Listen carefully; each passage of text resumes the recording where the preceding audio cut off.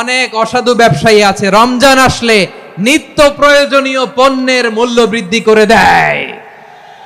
মজুতদারি করবেন না, পণ্যের কৃত্রিম সংকট বাজারে করবেন না।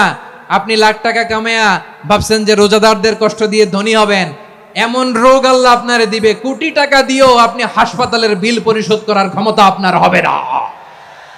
আরব বিশ্বের ব্যবসায়ীরা সারা বছরে ব্যবসা করে, রমজানে ভর্তুকি দেয়। আর আমার দেশের কিছু অসাধু ব্যবসায়ী রমজানে গলাকাটা ব্যবসা করে আর সারা বছর সইটার উপর দিয়ে চলে। চিল্লায় বলেন ঠিক কিনা? রমাদানে একটা নফল করলে ফরজের সমান সওয়াব, একটা ফরজ করলে 70 থেকে 700 গুণ সওয়াব, রমজানে উমরা করলে হজের সমান সওয়াব। রমজানের শেষ দশকের বেজর রাতগুলোকে কদর হিসেবে তালাশ করো। আল্লাহর হাবিব সাল্লাল্লাহু আলাইহি ওয়াসাল্লাম শেষ 10 দিন টানা ইবাদত করতেন। লাইলাতুল কদরি খায়রুম মিন আলফি শাহর, 1000 মাসের চেয়েও সেরা। 1000 মাসে হয় 83 বছর 4 মাস। 83 বছর 4 মাস টানা ইবাদত করলে যেই সওয়াব, কদরের রাতে ইবাদত করলেও তার চাইতে বেশি সওয়াব দিয়ে আপনার আমলনামা ভরে দিবে কে? প্রিয় ভাইরা, বলুন তো, আমরা যে আরবি মাস অতিবাহিত করছি, কাটাচ্ছি, এই মাসটির নাম কি? শাবান। মাশাআল্লাহ, এই তো আপনারা সবাই জানেন। শাবানের পরেই যে মাস আসবে এটার নাম কি? রমাদান। যে আসতেছে আপনাদের ভাল লাগে? হ্যাঁ, রমাদান নাম শুনলেই মুমিন হৃদয়ে বয়ে যায় প্রশান্তির ফল্গু ধারা, ঠিক কিনা?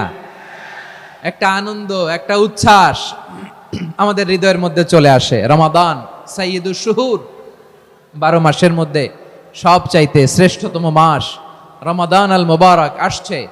আত্মশুদ্ধির মাস, আত্মসংশোধনের মাস, শুদ্ধাচারের মাস, নিজেকে আলোকিত করবার মাস, ঠিক কিনা বলেন? এই রমাদানুল মুবারকে আমাদের কি করণীয়, কি বর্জনীয়, what to do and what not to do, এই টপিকসের উপর কিছু কথা আপনাদের সামনে উপস্থাপন করব ইনশাআল্লাহ। ওমা তাওফীকি ইল্লা বিল্লাহ।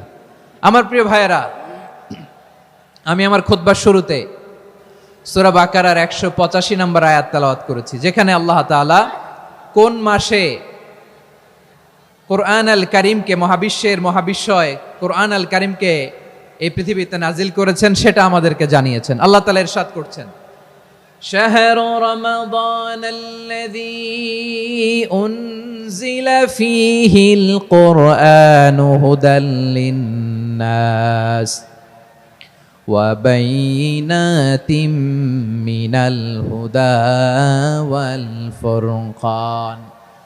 আল্লাহ বলেন, রমাদান এমন একটা মাস যে মাসে কোরআন নাজিল করা হয়েছে।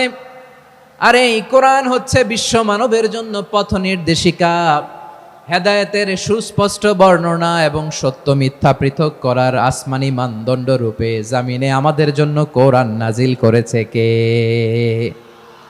আওয়াজ করে বলেন তো, আল্লাহর নাজিল করা এই কোরআনে কোনো ভুল আছে? সবাই বলেন নাই। সবাই বললে এতটুকু আওয়াজ হয় আমি বিশ্বাস করি না। গলা ছেড়ে দিয়ে বলেন, আল্লাহর নাজিল করা এই সর্বশেষ আসমানি কিতাব আল কোরআনে কোনো ভুল আছে? সন্দেহ আছে? সংশয় আছে? বিয়ন্ডলেস, বাউন্ডলেস, বটমলেস, এমন কিতাব যেটা পড়ে গবেষণা করে এর তথ্য, উপাত্ত, ইনফরমেশন, লেসন নিয়ে শেষ করা যায় না। সুবহানাল্লাহ। আল্লাহ বলেন, এই কোরআনকে আমি রমাদানে নাজিল করেছি, যেটা বিশ্ব মানবের জন্য পথ নির্দেশিকা। এতে আছে হেদায়েতের সুস্পষ্ট বর্ণনা আর সত্য মিথ্যা পার্থক্য করার মানদণ্ড, কোনটা সত্য কোনটা মিথ্যা এটা কোরআন দিয়ে ডিফারেন্সিয়েট করা যায়। কোরআন হচ্ছে ফুরকান, to differentiate between right and wrong. কোনটা সত্য, কোনটা মিথ্যা, কোনটা ভুল, কোনটা নির্ভুল, এটা কোরআন দিয়ে যাচাই করা যায়। চিল্লায় বলেন ঠিক কিনা? এজন্য এই কোরআন দিয়ে আমাদের জীবন সাজাতে হবে। কোরআন দিয়ে জীবন না সাজালে জীবন আলোকিত হয় না। কোরআন দিয়ে পরিবার না সাজালে পরিবার আলোকিত হয় না। কোরআন দিয়ে সমাজ না সাজালে সমাজটা শান্তিময় হয় না। শুধু দুর্নীতি দমন কমিশন দিয়ে দুর্নীতি বন্ধ করা যায় না। কোরআনের আইন বাস্তবায়ন করা ছাড়া এই সমাজ থেকে দুর্নীতি বন্ধ করা যাবে না। চিল্লায় বলো ঠিক কিনা? আমার প্রিয় ভাইরা, এই কোরআন নাজিল হয়েছে রমাদান আল মুবারক, এই বরকতময় মাসে। তাই আমাদের উচিত এই মাসে আসন্ন যে রমাদানুল মুবারক, এই রমাদানে কোরআনের সাথে নিজেদের সম্পর্ককে বাড়ানো। আমার প্রিয় চাঁপাইনবাবগঞ্জের ভাইয়েরা, আমরা কি আসন্ন রমাদানে কোরআনের সাথে আমাদের অ্যাটাচমেন্ট, সম্পর্ক বাড়াতে চাই? চান সবাই? আপনি কি জানেন কোরআন নিয়ে কোন ফেরেশতা পৃথিবীতে এসেছিল? জানেন ফেরেশতার নাম কি বলেন তো? জিবরিল আলাইহিস সালাম। একটু খেয়াল করে শুনেন, কান দুটো খরগোশের কানের মতো খাড়া করে আমার দিকে তাকান। সাইয়েদনা জিবরিল কোরআন নিয়ে এসেছেন, ফলে উনি হয়েছেন শ্রেষ্ঠ ফেরেশতা। বিশ্ব নবীর উপর কোরআন নাজিল হয়েছে, তাই তিনি হয়েছেন শ্রেষ্ঠ নবী। রমাদানে কোরআন নাজিল হয়েছে, তাই রমাদান হয়েছে শ্রেষ্ঠ মাস। কদরের রাতে কোরআন নাজিল হয়েছে, তাই কদর হয়েছে শ্রেষ্ঠ রাত। আমরাও যদি কোরআনের সাথে সম্পর্ক বাড়াই, আমাদের মর্যাদাও এরকম, আমাদেরকেও শ্রেষ্ঠ মানুষ বানায় দিবে কে? এজন্য কোরআনের সাথে সম্পর্ক বাড়াইতে রাজি আছেন তো? যারাই কোরআনের সাথে সম্পর্ক বাড়ায়, এদের মর্যাদা বাড়ায় দেয় কে? দেখবেন আমাদের হাফেজে কোরআন, তারা ইন্টারন্যাশনাল কোরআন কম্পিটিশনে যে গোটা বিশ্বকে পেছনে ফেলে প্রথম পুরস্কার নিয়ে আসে। এত ছোট ছোট বাচ্চা, ও সমাজ বোঝে না, রাজনীতি বোঝে না, টাকা পয়সা বোঝে না, কিচ্ছু বোঝে না, কিন্তু গোটা বিশ্বে ওকে সম্মানের চেয়ারে আসীন করেছে কে? এই কোরআনের সাথে লাগলে আল্লাহ তাআলা সম্মান বাড়িয়ে দেয়। আমার প্রিয় ভাইয়েরা, আসুন আমরা আলোচনার শুরুতেই শপথ নেই যে আসন্ন রমাদানে আমরা কোরআনের সাথে নিজেদের সম্পর্ককে মজবুত করব ইনশাআল্লাহ। সবাই বলুন ইনশাআল্লাহ। শাবান মাস আসলে, রজব মাস আসলে সাহাবারা কি করতেন? আসুন আমরা দেখি কিভাবে তারা রমাদানকে ওয়েলকাম জানাতেন। রজব শাবান আসলেই ওনারা রমাদান পর্যন্ত পৌঁছার আকুতি, আগ্রহ আর ফরিয়াদ আল্লাহর কাছে জানাতেন আর বলতেন, ইয়া আল্লাহ, রমজান পর্যন্ত আমাদের হায়াত বাড়িয়ে দাও। আল্লাহুম্মা বাল্লিগনা রমাদান, আল্লাহ তুমি রমজান পর্যন্ত আমাদের পৌঁছে দাও। আল্লাহুম্মা বারিক লানা ফি রজব ওয়া শাবান ওয়া বাল্লিগনা রমাদান, আল্লাহ রজব শাবানে বরকত দাও, আল্লাহ রমজান পর্যন্ত তুমি আমাদেরকে পৌঁছে দাও। আওয়াজ করে পড়েন আমিন। আমার প্রিয় চাঁপাইনবাবগঞ্জের ভাইরা, গত বছর অনেকের সাথে আমরা একসাথে রমাদান কাটিয়েছি, তাদের অনেকে দুনিয়াতে এখন বেঁচে নাই, এরকম আছে না নাই? এই যে আরো 7 দিন বাকি রমাদান আসতে, এই 7 দিন পর্যন্ত আমরা রমাদান পাবো, কোনো গ্যারান্টি আছে? আচ্ছা, এই বছর যদি খুশনসিব হয় আমাদের, আমরা যদি পাই, আগামী বছরও যে রমাদান আমরা পাবো, কোনো গ্যারান্টি আছে? তাহলে আসুন আমরা ভেবে নেই, হতে পারে this Ramadan could be the last and final Ramadan in our life. হতে পারে এই রমাদানই হতে পারে আমার জীবনের শেষ রমাদান। ঠিক কিনা বলেন?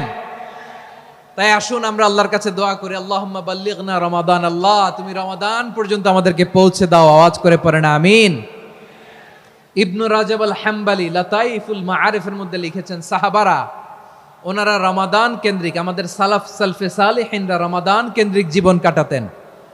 ওনারা রমজান আসার 6 মাস আগে আল্লাহর কাছে দোয়া করতেন, আল্লাহ রমজান পর্যন্ত পৌঁছে দাও। রমজান চলে যাওয়ার পরে বাকি 6 মাস আল্লাহর কাছে দোয়া করতেন, আল্লাহ এই রমাদানে যে ইবাদত করেছি, এই ইবাদতগুলো তুমি কবুল করে নাও। সুবহানাল্লাহ। তাহলে পুরো বছর রমাদান কেন্দ্রিক জীবন। রমজান আসার আগে 6 মাস দোয়া করতো, আল্লাহ আমরা যেন রমজান পাই। রমজান চলে যাওয়ার পরে বাকি 6 মাস বলতো, আল্লাহ রমজানে যে ইবাদত করেছি এগুলো তুমি কবুল করে নাও। আবার এই শাবান মাসে আল্লাহর হাবিব সাল্লাল্লাহু আলাইহি ওয়াসাল্লাম সবচেয়ে বেশি রোজা রাখতেন। কানা ইয়াসুমু শাবানা কুল্লাহ, সবচেয়ে বেশি রোজা রাখতেন শাবান মাসে। ওয়া কানা ইয়াসুমু শাবানা ইল্লা কালিলা, শাবানের অল্প কয়েকদিন ছাড়া পুরো শাবানটাই বিশ্বনবী রোজা রাখতেন। সুবহানাল্লাহ পড়েন। এই শাবানে আপনারা রোজা রাখছেন তো? রাখছেন? আল্লাহ তুমি কবুল করো, আমরা সবাই পড়ি আমিন। এই শাবান শেষে আমাদের মধ্যে আগমন করবে রমাদান, এবং এই রমাদানুল মুবারক আল্লাহ তাআলা আমাদের জন্য সিয়াম ফরজ করেছেন। কি ফরজ করেছেন? তিনি সূরাতুল বাকারার 183 নম্বর আয়াতে ইরশাদ করছেন, রাব্বুল আলামিন বলেন, ইয়া আইয়ুহাল্লাযীনা আমানু কুতিবা আলাইকুমুস সিয়ামু কামা কুতিবা আলাল্লাযীনা মিন ক্বাবলিকুম লাআল্লাকুম তাত্তাকুন। আল্লাহ বলেন, ও বিশ্বাসীরা শোনো শোনো, তোমাদের জন্য সিয়ামকে ফরজ করা হয়েছে ঠিক যেমন ভাবে তোমাদের পূর্ববর্তী উম্মতদের উপরও সিয়ামকে ফরজ করা হয়েছিল, লাআল্লাকুম তাত্তাকুন, যাতে করে তোমরা সবাই মুত্তাকি হতে পারো। সুবহানাল্লাহ বলেন। যাতে করে তোমরা আল্লাহ সচেতন হতে পারো। তাহলে সিয়ামকে, এই সামনে যে রমাদান আসতেছে আমার প্রিয় ভাইয়েরা, এই পুরো রমাদান ব্যাপী সিয়াম সাধন করা, সিয়াম পালন করাকে আমাদের জন্য ফরজ করে দিয়েছে কে? রমাদানের রোজা রাখার নফল নাকি? রমাদানে সিয়াম পালন করা কি নফল? সুন্নাত? তাহলে কি ফরজ? আওয়াজ করে বলেন, রমাদানের রোজা রাখা কি ফরজ? এটা শুধু আমাদের উপরই ফরজ না, আমাদের আগে যত জাতিগোষ্ঠী এই পৃথিবীতে এসছে সবার উপরে সিয়াম পালনকে ফরজ করেছে কে? সবার উপরে আল্লাহ তাআলা সিয়াম পালনকে ফরজ করেছিলেন। তবে ধরনটা ভিন্ন ছিল, এক এক জাতিগোষ্ঠীর জন্য এক এক ধরনের ছিল। আমাদের জন্য সিয়াম ফরজ টানা 1 মাস 30 দিন বা 29 দিন। কোন কোন উম্মতের উপর 30 দিন না, মাত্র 3টা রোজা ফরজ ছিল। কয়টা? আওয়াজ করে বলেন। আপনাদের কি মনোযোগ আছে না গেছে? মনোযোগ আছে? তাকবীর পড়েন তো, লিল্লাহে তাকবীর। আমাদের 1 মাস সিয়াম ফরজ। পূর্ববর্তী অনেক উম্মতের উপর 1 মাস ছিল না, 3টা ফরজ ছিল। কয়টা? প্রতি মাসের 13, 14, 15 ফরজ ছিল তাদের জন্য। কারো জন্য শুধু একটা, আশুরার রোজা। কোন কোন উম্মতের জন্য 10টা। কোন কোন উম্মতের জন্য রোজা ফরজ ছিল মৌনতার রোজা, আরবিতে বলে সৌমুল ইনসাত, মানে সারাদিন খেতে পারবে, পান করতে পারবে, স্ত্রীর সাথে মেলামেশা করতে পারবে, কিন্তু কথা বলতে পারবে না। কথা বললেই তাদের রোজা ভেঙে যেত। পড়েন সুবহানাল্লাহ। কি অদ্ভুত ব্যাপার! মৌন সম্মতির রোজা। যেমনটি সাইয়্যিদাতুনা মারিয়াম আলাইহিস সালাম বলেছেন, ইন্নী নাযারতু লির-রাহমানি সাওমা ফালান উকাল্লিমাল ইয়াওমা ইনসিয়া। তিনি বলেছেন, আজকে আমি রহমানের জন্য, মানে আল্লাহর জন্য রোজা মানত করেছি, আজকে আমি কারোর সাথে কথা বলতে পারবো না। তো রোজা রাখলে কথা বলতে পারবে না কেন? কারণ ওই শরীয়তে রোজার বিধান ছিল সকাল থেকে সন্ধ্যা খেতে পারবেন, পান করতে পারবেন, কিন্তু কথা বলতে পারবেন না। কথা বললেই রোজা ভেঙে যেত। সুবহানাল্লাহ বলেন। তাহলে সব জাতিগোষ্ঠীর উপরে রোজা ফরজ ছিল, কিন্তু ধরনটা ভিন্ন ছিল। মজার ব্যাপার হচ্ছে, আপনি বর্তমানেও বিভিন্ন ধর্মের দিকে তাকান, বৌদ্ধ ধর্ম, হিন্দু ধর্ম, খ্রিস্ট ধর্ম, তাদের মধ্যেও রোজা আছে। ইংরেজরা, খ্রিস্টানরা এটাকে বলে ফাস্টিং। কি বলে? ফাস্টিং। আমাদের হিন্দু ভাইয়েরা বলে উপবাস। তারা কি বলে? উপবাস। আবার এখন আন্দোলনেরও একটা মাধ্যম হয়েছে এটা, না খেয়ে থাকা। এটারে বলে অনশন। এটারে কি বলে? অনশন ধর্মঘট। মানে আমাদের দাবি না মানলে আমরা খাবো না, রোজা রাখলাম। আছে না নাই? তারপরে আধুনিক বিজ্ঞান এটার একটা নাম দিয়েছে না খেয়ে থাকাকে, অটোফিজি। কি বলে? অটোফিজি। জাপানের এক চিকিৎসা বিজ্ঞানী এই অটোফিজির উপর গবেষণা করে সে নোবেল পেয়েছে। সুবহানাল্লাহ পড়বেন না? এজন্য আল্লাহ তাআলা আমাদের জন্য গোটা রমাদানে এই সিয়ামকে ফরজ করে দিয়েছেন। আওয়াজ করে বলেন আল্লাহু আকবার। রাব্বুল আলামিন বলেন, ইয়া আইয়ুহাল্লাযীনা আমানু কুতিবা আলাইকুমুস সিয়াম। সিয়ামকে তোমাদের উপরে ফরজ করা হয়েছে, কামা কুতিবা আলাল্লাযীনা মিন ক্বাবলিকুম, যেমনি তোমাদের পূর্ববর্তীদের উপর রোজা ফরজ করা হয়েছিল, লাআল্লাকুম তাত্তাকুন, যাতে করে তোমরা আল্লাহ সচেতন হতে পারো, যাতে করে তোমরা মুত্তাকি হতে পারো। লাআল্লাকুম তাত্তাকুন, যাতে করে আমরা আল্লাহ সচেতন হতে পারি, আল্লাহ কনসিয়াসনেস আমাদের মধ্যে গ্রো করে। এটা হচ্ছে রোজার prime objective, the prime objective of সিয়াম। অনেকে জিজ্ঞেস করলে অনেকে বলে রোজার মূল উদ্দেশ্য হচ্ছে না খেয়ে থাকা। না। অনেকে বলে গরিবদের কষ্ট অনুধাবন করা রোজার উদ্দেশ্য। না। রোজার উদ্দেশ্য কি, সিয়াম পালনের উদ্দেশ্য কি, এটা আল্লাহ তাআলা স্পষ্ট এই আয়াতের পেছনে বলেছেন যে লাআল্লাকুম তাত্তাকুন, যাতে করে তোমরা আল্লাহ সচেতন হতে পারো, আল্লাহ ভীতি তোমাদের মধ্যে গ্রো করে, গড কনসিয়াসনেস, আল্লাহ কনসিয়াসনেস, আল্লাহ সচেতনতা যেন বাড়ে, দ্য সেন্স অফ অ্যাকাউন্টেবিলিটি। আল্লাহর সুপ্রিম কোর্টের কাঠগড়া এই দুনিয়াতে আমি যাই করলাম তার সবকিছু যে পাই টু পাই হিসাব দিতে হবে, এই sense, to enhance the sense that what ever we do Allah is watching me. আপনি যাই করেন কেউ দেখে না, কিন্তু দেখে কে? শুরুতেই তো জিজ্ঞেস করেছিলাম যে কেউ যেটা দেখে না সেটা দেখেন কে? কেউ যেটা শোনে না সেটা শোনেন কে?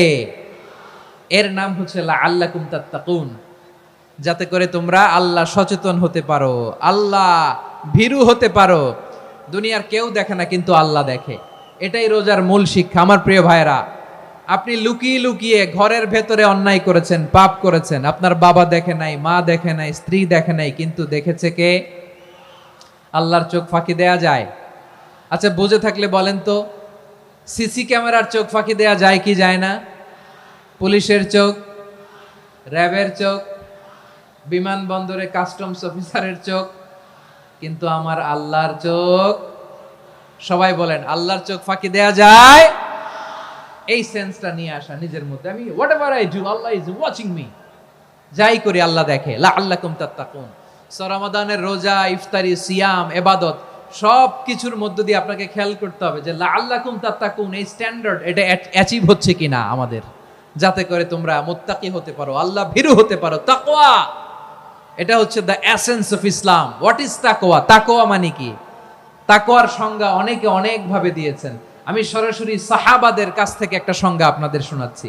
ওমরে ফারুক রাদিয়াল্লাহু তাআলা আনহু উবাই ইবনে কাব রাদিয়াল্লাহু তাআলা আনহুকে জিজ্ঞেস করেছিলেন, ইয়া উবাই মা হুয়া তাকওয়া? হে উবাই, তাকওয়া কি? তাকওয়া কাকে বলে? উবাই ইবনে কাব তিনি প্রশ্নের উত্তর না দিয়ে উনিও আবার প্রশ্ন ছুড়লেন। তিনি বললেন, ইয়া আমিরাল মুমিনিন, আমা সালাকতা তরিকান যা শাউক? আপনি কি কাঁটাযুক্ত রাস্তা দিয়ে মরুভূমিতে কখনো হেঁটেছেন? যে রাস্তার চারদিকে ক্যাকটাস, গুলমলতার কাঁটা, হেঁটেছেন? ওমরে ফারুক বললেন, নাম, হেঁটেছি। বালা, হেঁটেছি। কাইফা আমিলতা, কিভাবে হেঁটেছেন? ওমরে ফারুক বললেন, শাম্মারতু ওয়াজতাহাতু, আমি আমার জামা, জুব্বা আর চাদর আটোসাটো করে গায়ের সাথে এমন ভাবে মিলিয়ে রেখেছি, এমন সাবধানে হেঁটেছি যাতে করে মরুভূমির ক্যাকটাসের গুলমলতার কাঁটা আমার গায়ে বিঁধে না যায়। উবাই ইবনে কাব বললেন, ফাযালিকা হুয়া তাকওয়া। আরে তাহলে আপনি তো ঠিকই জানেন তাকওয়া মানে কি, এটাই তো তাকওয়া। ওই রাস্তা দিয়ে যেভাবে হেঁটেছেন, পুরো দুনিয়ার জিন্দেগিটা এইভাবে সাবধানে চলার নামই হচ্ছে তাকওয়া। চিল্লায় বলো ঠিক কিনা? এই দুনিয়াতে পাপ পঙ্কিলতা থাকবে, শয়তানির হাতছানি থাকবে, অপরাধ প্রবণতা থাকবে, নফসের খায়েশ থাকবে, অন্যায়ের হাতছানি থাকবে। সব কিছুকে দলে মুচড়ে পেছনে ফেলে সাবধান হয়ে এই দুনিয়ার সিরাতুল মুস্তাকিমের পথে চলতে হবে। যেই রাস্তা শুরু হয়েছে দুনিয়াতে, শেষ হয়ে গিয়েছে আল্লাহর জান্নাতের ভেতরে। চিল্লায় বলেন ঠিক কিনা? আমার প্রিয় চাঁপাইনবাবগঞ্জের ভাইয়েরা, এটার নামই তাকওয়া। উবাই ইবনে কাব বললেন, ও আমিরুল মুমিনিন, ওই কাঁটাযুক্ত গুলমলতার রাস্তার মধ্যে ঠিক যেমনি সাবধান হয়ে আপনি হেঁটেছেন, এই দুনিয়ার বুকে ওই সাবধান হয়ে চলার নাম হলো তাকওয়া। সুবহানাল্লাহ। তাহলে তাকওয়া কারে বলে? আমার চাঁপাইনবাবগঞ্জের কলেজার টুকরা ভাইয়েরা, বুঝতে পারছেন আপনারা? হ্যাঁ, তাকওয়ার শুধু দুইটা নমুনা আপনাদের সামনে পেশ করব, আপনাদের ক্লিয়ার হয়ে যাবে। একটা নমুনা তো দিলাম, আরেকটা নমুনা, সেটাও ওমরে ফারুক রাদিয়াল্লাহু তাআলা আনহুর জীবনী থেকে। উনি ছিলেন ন্যায়পরায়ণ শাসক। রাত্রিবেলা প্রজাদের কি হাল হাকিকত, কি অবস্থা, ঘুরে ঘুরে প্যাট্রোলিং করতেন পুলিশের মতো। তো সারা রাত প্যাট্রোলিং করে সারা রাত তিনি ঘুরেছেন কার কি অবস্থা দেখে। শেষ রাতে তিনি ফিরে আসতেছেন। তিনি থাকতেন, সহিহ বুখারীতে এসেছে, কানা ইয়াসকুনু ফি আওয়ালিল মদিনা, মদিনার উঁচু এলাকায় থাকতেন। তো ফিরে আসার সময় উনি একটা প্রাচীর বেষ্টিত ঘরের পাশে দুইজন নারীর কথোপকথন শুনতে পেলেন। কয়জন নারীর? দেখি আপনাদের মনোযোগ আছে কিনা, বলেন কয়জন নারীর? একজন বৃদ্ধা, একজন যুবতী। উনি কান লাগিয়ে শুনতে পাচ্ছেন। বৃদ্ধা মা, ওমর ফারুক কাউকে দেখতে পাচ্ছেন না, শুনতে পাচ্ছেন। বৃদ্ধা মা তার যুবতী মেয়েকে বলে, এই তাড়াতাড়ি ওটের দুধ দহন করে ওটের দুধের সাথে পানি মিশাও, তাইলে কালকে বাজারে মদিনায় বেশি দামে বিক্রি করা যাবে, লাভ হবে অনেক। বৃদ্ধা মহিলা এটা বললেন। যুবতী মেয়ে উত্তরে বলে, মা আপনি জানেন না আমিরুল মুমিনিন খলিফাতুল মুসলিমিন ওমরে ফারুক দুধে পানি মিশানোকে দণ্ডনীয় অপরাধ বলে ঘোষণা দিয়েছে, জানেন না?